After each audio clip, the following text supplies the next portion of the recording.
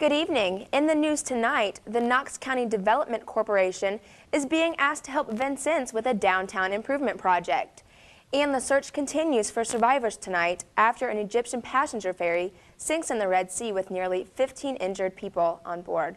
In sports, the Wvut Trailblazers pull out a win on the road, and the starters have been named for this month's NBA All-Star Game. Newscenter 22 is next.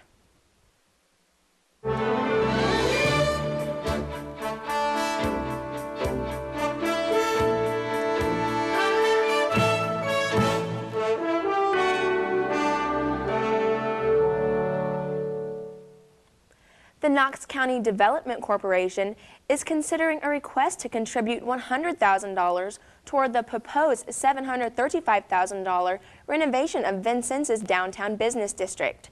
The city is seeking a $500,000 grant from the state to rehab sidewalks, intersections, street lights, and to install new park benches. The project encompasses the area from Culbertson Drive to 6th Street and from Bus Run to Vigo. KCDC is being asked to kick in $100,000 toward the $235,000 matching funds the city needs to come up with. Mayor Terry Mooney says the city has already committed $100,000 in edit funds toward the local match.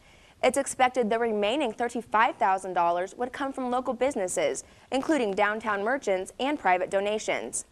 Funds or in-kind services will also be provided by the promotion of the city fund, civic groups, and the urban enterprise zone. The grant application must be submitted by early April. An 18-year-old worker at a southern Illinois petting zoo has died at an Indiana hospital after being mauled by one of the zoo's black bears. Tom Phillips' daughter-in-law says the Reiner resident had continued to work at the Spotted Acres Farm and Petting Zoo just outside Flora, Illinois, since it closed to the public a couple years ago. Deb Phillips says her father-in-law was trying to corral an escaped black bear Wednesday night with a bag of dog food when the bear attacked. The Clay County Sheriff's Office said in a news release that they were called to the farm about 30 miles south of Effingham and found Tom Phillips being attacked, forcing deputies to shoot the bear. Phillips was pronounced dead that night in an Evansville hospital. A Winslow man is dead facing an accident on State Road 64 in Pike County. 22-year-old Damian Selby was killed Thursday morning when his car ran off the road and flipped over. A passenger, 28-year-old John Warner, was thrown out of the car. He was taken to an Evansville hospital. The Pike County Sheriff's Department says neither Selby nor Warner were wearing their seatbelts. Meanwhile, a Flat Rock, Illinois woman is charged with a DUI following an accident Thursday afternoon on Illinois Route 1 near Bidds Road in Lawrence County, Illinois. Illinois State Police say 82-year-old Robert Wells of Birds was slowing to make a turn when his car was hit from behind by an SUV driven by 39-year-old Michelle Beal of Flat Rock. In addition to the DUI, Beal was also charged with failure to reduce speed to avoid an accident. Beal and a passenger, 41-year-old Robert Beal, and Wells were taken to Lawrence Memorial Hospital. 2 people were sentenced Thursday in Knox County Circuit Court after pleading guilty to drug-related crimes.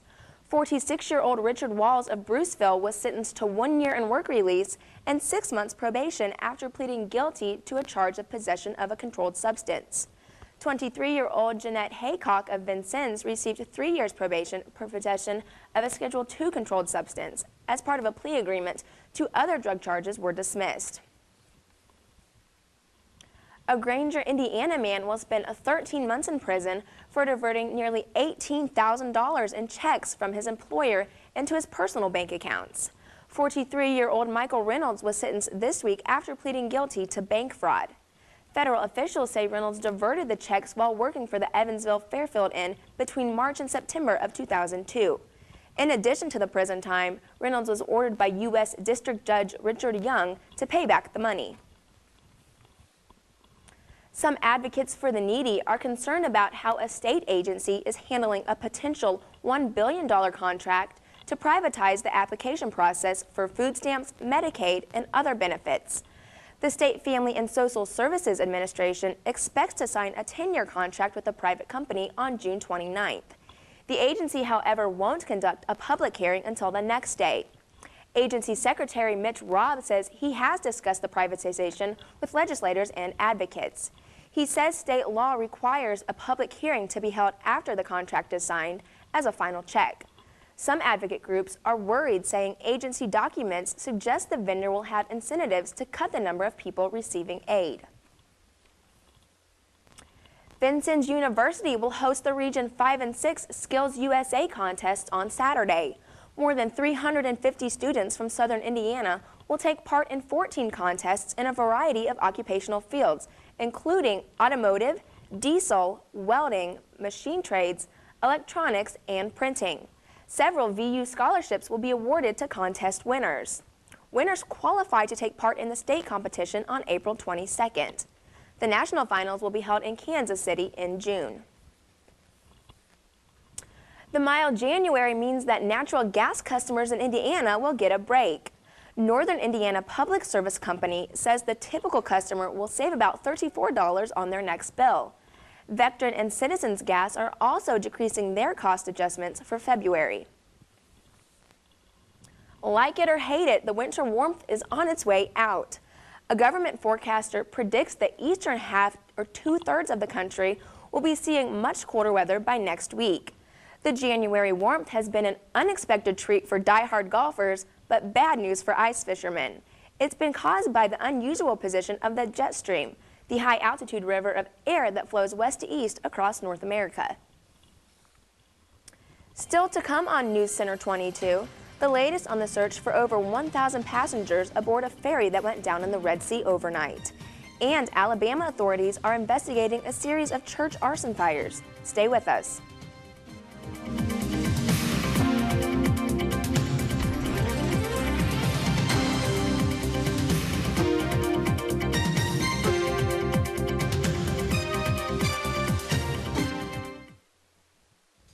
Win the lottery? Get real. Real college, real experience, real careers, really fast. Vincennes University Preview Day, February 18th. Log on to vinu.edu. Make 30 grand a month in real estate? Get real. Real college, real experience, real careers, really fast.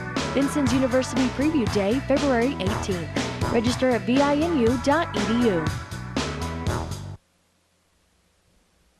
An Egyptian security official says rescue ships have so far pulled 185 dead from the Red Sea following the sinking of a passenger ship. There were nearly 1,500 people on board. Most are Egyptian workers returning from Saudi Arabia. Egypt initially rejected British and U.S. offers of help in the search, but those offers have now been accepted. The vessel went down about 40 miles from an Egyptian port as most of the passengers were sleeping. Egypt says there weren't enough lifeboats on board. Sheriff's investigators have found no criminal wrongdoing in a tour boat accident that killed 20 elderly sightseers in eastern New York State last fall. The accident happened in October on Lake George. A deputy sheriff in Alabama says the fires that damaged 5 rural churches overnight were apparently set one right after the other, just as fast as the arsonist could drive from one church to the next. No arrests have been made. Unlike a series of arsons that damaged black Alabama churches in 1996, these targeted white and black churches. A dozen cartoons in a Danish newspaper have Muslims protesting all over the world. The drawings of the Prophet Muhammad first appeared in a Danish newspaper in September, but are being reprinted in papers across Europe and even Jordan. One image shows Muhammad wearing a turban fashioned into a bomb. That has Muslims burning flags and demonstrating in Turkey, Pakistan, Indonesia, Malaysia, Iraq, and in Palestinian cities. Militants tossed a bomb at a French cultural center in Gaza City. In London, hundreds of demonstrators chanted, "Kill, kill Denmark," and burned its flag in front of the city's embassy. In Iraq, the country's top Shiite cleric denounced the drawings, which he describes as horrific. Grand Ayatollah Ali Sistani suggests that militants have helped create a distorted and dark image of Islam. In Turkey, hundreds of demonstrators have gathered in front of the Danish consulate and other sites in Istanbul. The nation's special operation forces would get a big boost under a long-range military plan released today. It calls for a 15% increase in the special ops forces, including the establishment of a Marine Corps commando unit. There'd also be a 1/3 increase in troops assigned to psychological warfare units. It's been 6 years since suicide bombers killed 17 sailors on the U.S. Cole in Yemen. Now the Navy has commissioned its first active duty unit to thwart any repeat of the attack. Naval Coastal Warfare Squadron 5 will protect shipping lanes and U.S. forces overseas. It will also defend harbors and provide port security with small, fast gunboats not seen since Vietnam. The squadron is expected to make its first deployment in 2007 to either Kuwait, South Korea, or the Horn of Africa. President Bush has been stumping for his high-tech agenda on the visit to the big Intel chip-making plant near Albuquerque. He says he understands Americans are worried about job turnover and the rise of India and China, but he says retreating into protection is the wrong response. He also said better math and education are part of his solution to what he says is America's loss of its technological edge in the world. In his State of the Union speech, the president unveiled a plan to boost U.S. competitiveness through more government-backed research, renewed R&D tax credits, and a crash program to train tech-savvy teachers. There have been a number of complaints about the new Medicare prescription drug plan. Now members of Congress are trying to get to the bottom of it. The Senate Panel on Aging held a hearing Thursday. Republicans and Democrats went to bat for their constituents who have complained that the program is just too complicated or does not appear to meet their needs. Medicare Chief Mark McClain insists the problems are startup challenges and will be worked out. The Bush administration has asked private insurers to extend prescription drug coverage for an additional 60 days to beneficiaries who need time to find appeals or find alternative treatments. It's been more than 10 years since the U.S. border control plan called Operation Gatekeeper went into effect along the U.S. border with Mexico, and protests are as strong as ever. On Thursday, hundreds of activists kicked off a march from San Diego to Washington, D.C.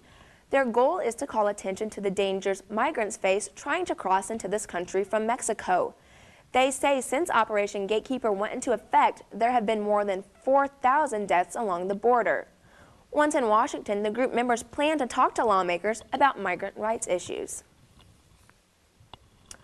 Little damage is reported globally from a computer worm that destroys files.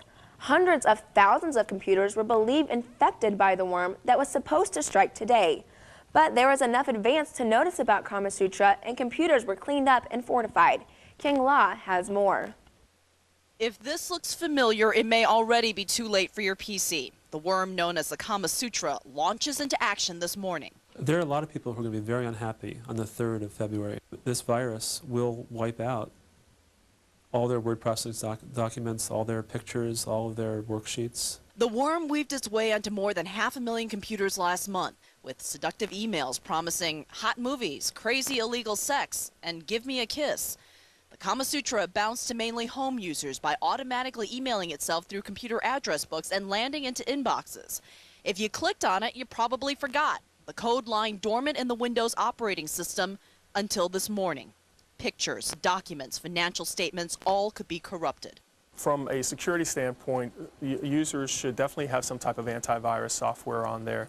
They should have some type of intrusion prevention, which basically protects them from worms, self-propagating worms, which antivirus can't protect you against. The good news, you might be able to recover some deleted files, but the overwritten files, consider them lost for good.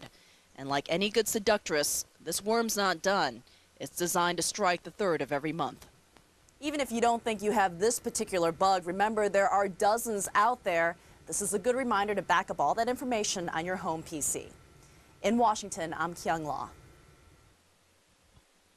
A new study shows that design changes made by automakers have reduced sharply the number of deaths of drivers of cars hit by SUVs and pickup trucks. The Insurance Institute for Highway Safety says the number of deaths in side impact crashes fell by almost half when SUV bodies were lowered as little as ½ an inch. Equipping the vehicles with hollow impact absorbing bars below the front and rear bumpers had the same effect.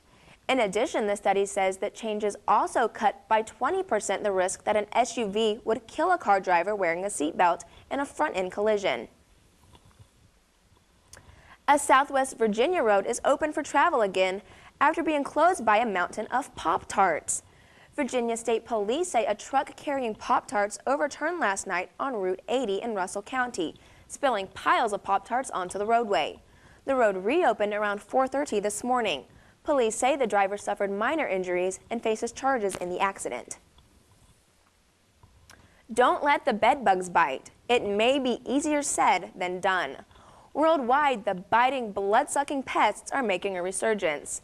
And for the first time in about 50 years, Australia says it's actually suffering a bed bug epidemic. A new study says pest exterminators report more than a 1,000% rise in bed bug outbreaks in Australia. The nation's tourism industry is bearing the brunt of the infestation, losing an estimated $75 million a year. Experts say the Australian outbreaks are part of a global epidemic that is also affecting Europe and the United States, with the number of bed bugs worldwide doubling every year. Still to come on News Center 22, Alan Schaefer has the weekend forecast.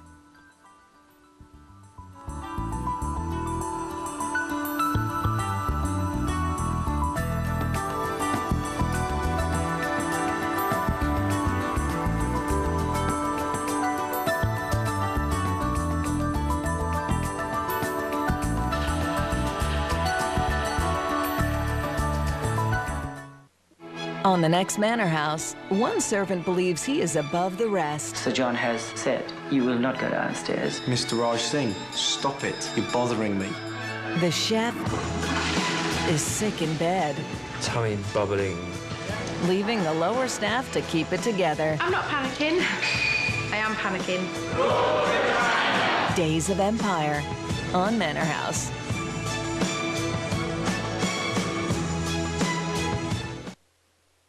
Today. We did. We had highs in the 50s. Can we expect this warm weather to continue throughout the weekend? Unfortunately not. We do have some snow for Saturday. Good evening, everyone. It was a pretty nice day outside today with highs in the 50s. We are currently at 55 degrees with partly cloudy skies. The wind is southwest at 5 miles per hour. The humidity is at 60%. And the barometric pressure is at 29.74 and holding steady. Some conditions around the area, we have Owensville with fair skies and 54 degrees. Petersburg has sunny skies and 54 degrees. And both Washington and Edwardsport has partly cloudy skies and a high of 55. The national temperature map will show us about the same as it did yesterday, with highs in the 50s and 60s in much of the southern United States, with a few 70 and even 90 down here in southern Texas. Much of the northern United States again saw some pretty chilly temperatures with 30s and 40s as highs, and only 7 in parts of North Dakota and Minnesota.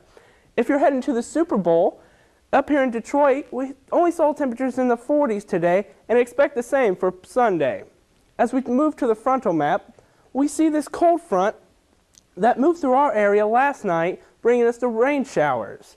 We currently are going to look at this cold front right here and low that should push through our way later tonight, giving us a 30% chance of a rain-snow mix tonight and a 40% chance of snow showers for tomorrow.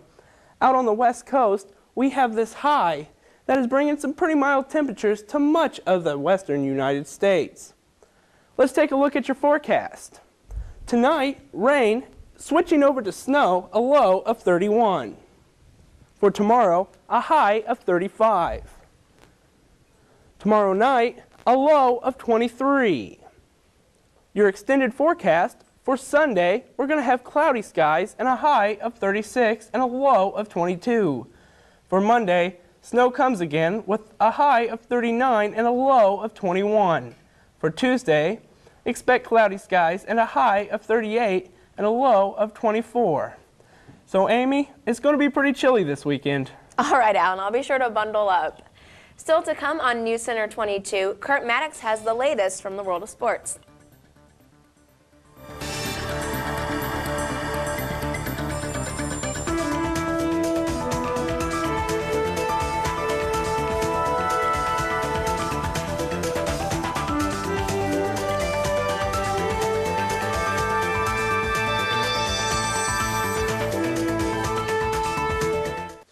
Coming up this week on 22 Magazine, a special half-hour discussion on Medicare's prescription drug coverage, or Medicare Part D.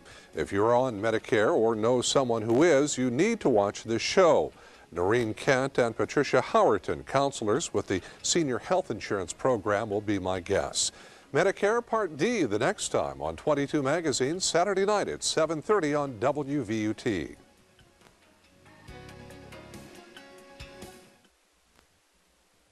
Blazers win. Good evening, everyone. For TV 22 Sports, I'm Kurt Maddox.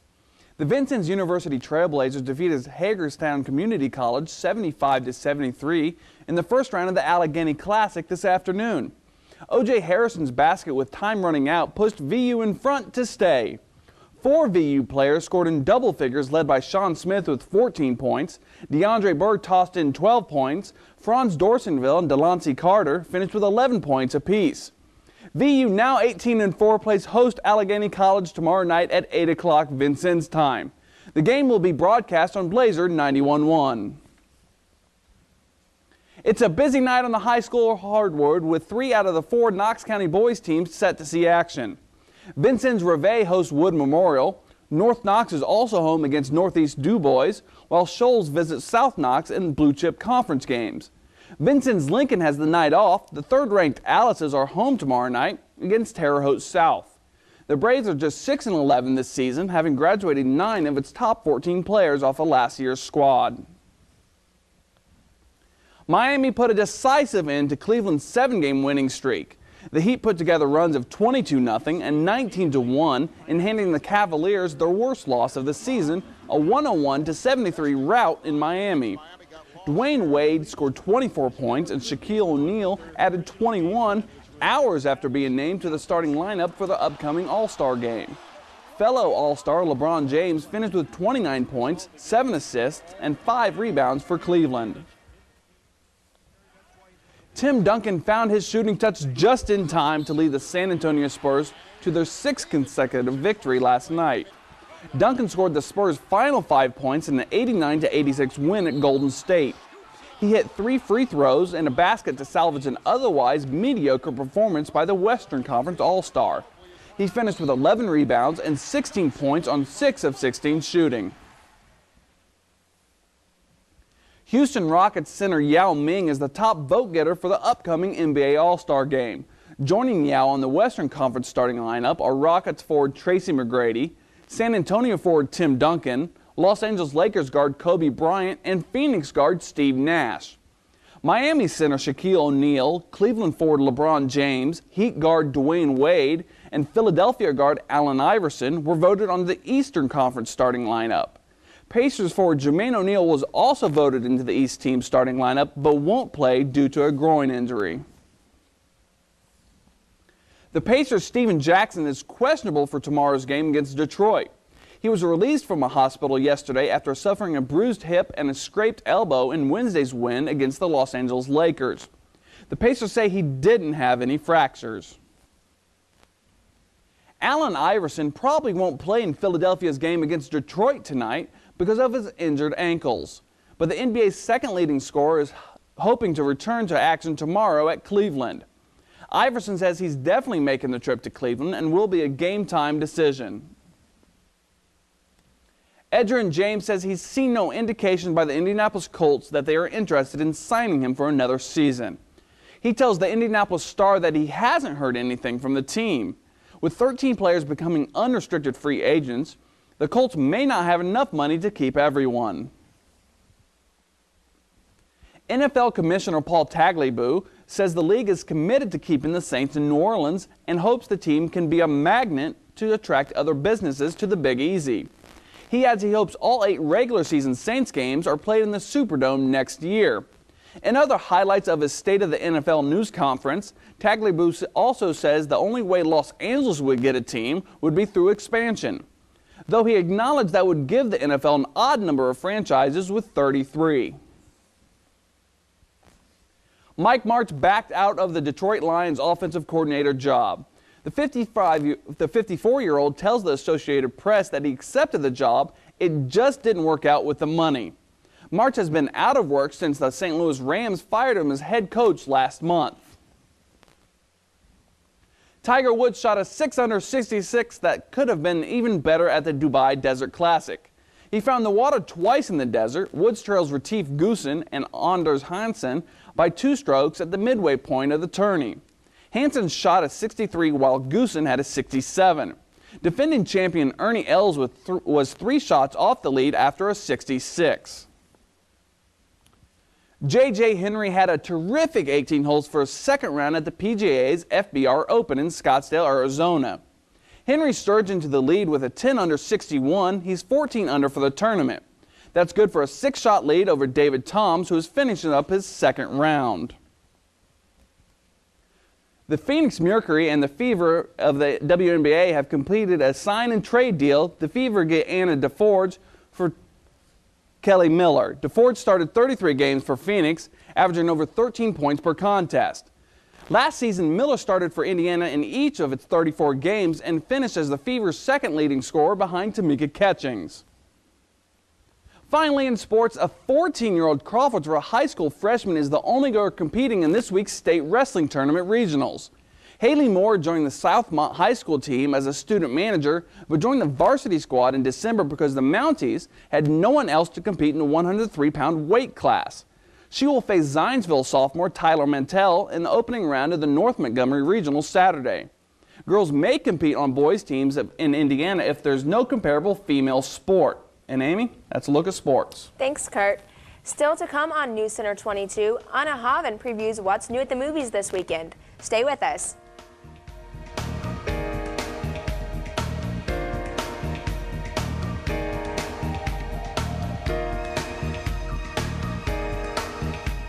Expect a masterpiece. Boy's harmless enough, Mr. Tugginall.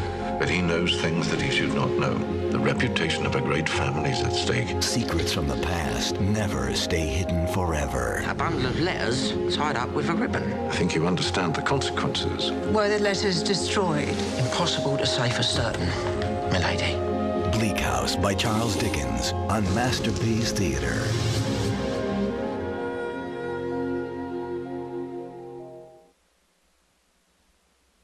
If you go to the movies this weekend, take caller ID with you. It could help you get out alive. Anna Haven has a look at 2 new films and now showing.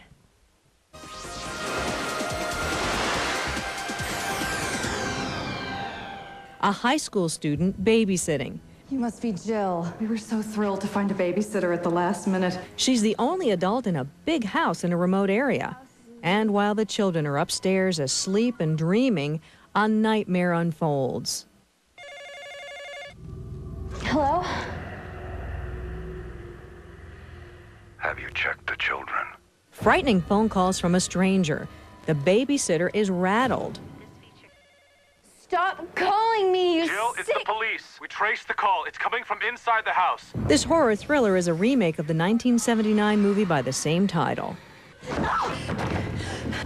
When a Stranger Calls is rated PG-13.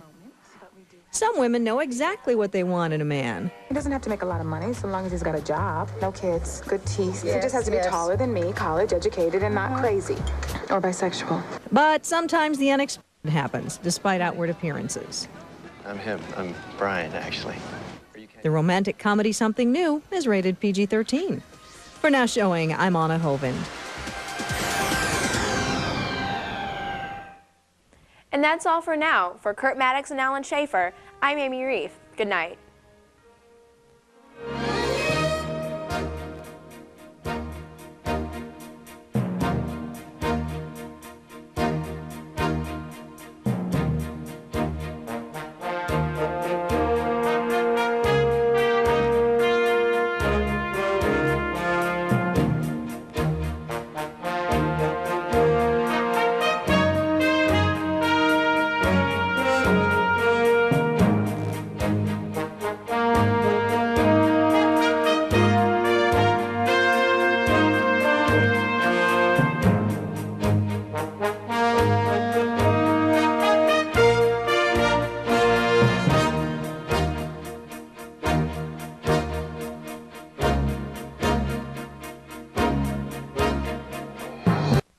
This is WVUT Vincennes, a service of Vincennes University Broadcasting.